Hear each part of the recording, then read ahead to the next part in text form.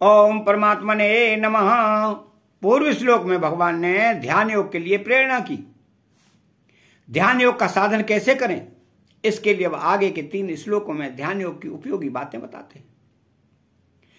तो शुचौ देशे प्रतिष्ठाप्य स्थिर सन मात्मनः नायुक्ति क्षतम नाति नीचम चेला जिन कुशोन्तरम। अर्थात शुचो देशे, भूमि की शुद्धि 2 तरह की होती है। नंबर 1, स्वाभाविक शुद्ध स्थान जैसे गंगा आदि का किनारा, जंगल, तुलसी, आंवला, पीपल आदि पवित्र वृक्षों के पास का स्थान आदि। और नंबर 2, शुद्ध किया हुआ स्थान जैसे भूमि को गाय के गोबर से लीप कर अथवा जल छिड़क कर शुद्ध किया जाए। जहां मिट्टी हो वहां ऊपर की 4-5 अंगुल मिट्टी दूर करके भूमि को शुद्ध किया जाए। ऐसी स्वाभाविक अथवा शुद्ध की हुई समतल भूमि में काष्ठ या पत्थर की चौकी आदि को लगा दे। तो चैला जिन कुशोत्तरम, यद्यपि पाठ के अनुसार क्रमशः वस्त्र, मृगशाला और कुश बिछानी चाहिए, तथापि बिछाने में पहले कुश बिछा दे, उसके ऊपर बिना मारे हुए मृग का अर्थात अपने आप मरे हुए मृग का चर्म बिछा दे, क्योंकि मारे हुए मृग का चर्म अशुद्ध होता है। अगर ऐसी मृगशाला न मिले तो कुश पर टाट का बोरा अथवा ऊन का कंबल बिछा दे, फिर उसके ऊपर कोमल सूती कपड़ा बिछा दे। वारा भगवान के रोम से उत्पन्न होने के कारण कुश बहुत पवित्र माना गया है, अतः उससे बना आसन काम में लाते हैं।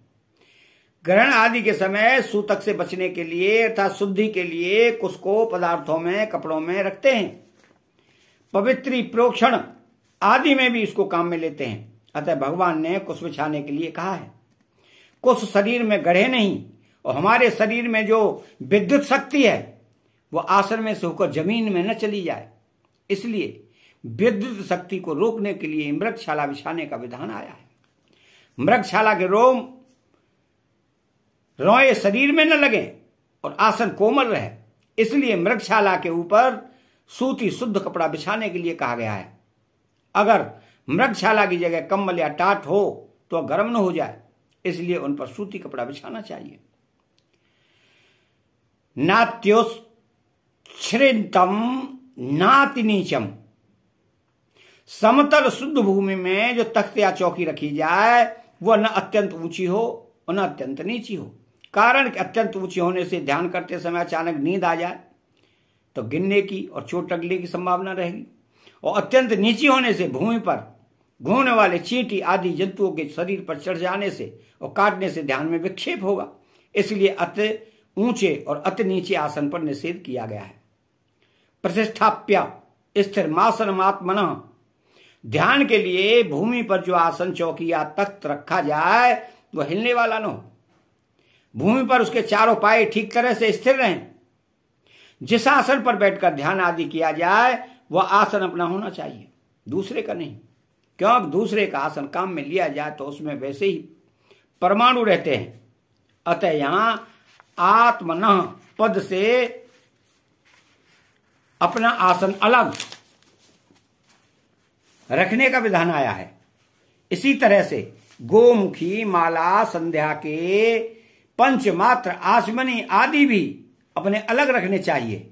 शास्त्रों में तो यहां तक विधान आया है कि दूसरों के बैठने का आसन, पहनने की जूती, खड़ाऊं, कुर्ता आदि को अपने काम में लेने से अपने को दूसरों के पाप पुण्य का भागी होना पड़ता है।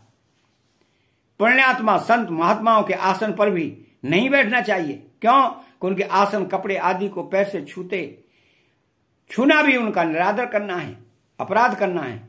अतः चैनल को सब्सक्राइब करें, बेल आइकन घंटी को दबाएं और कमेंट बॉक्स में जय श्री कृष्णा लिखें। बोल जय श्री कृष्णा।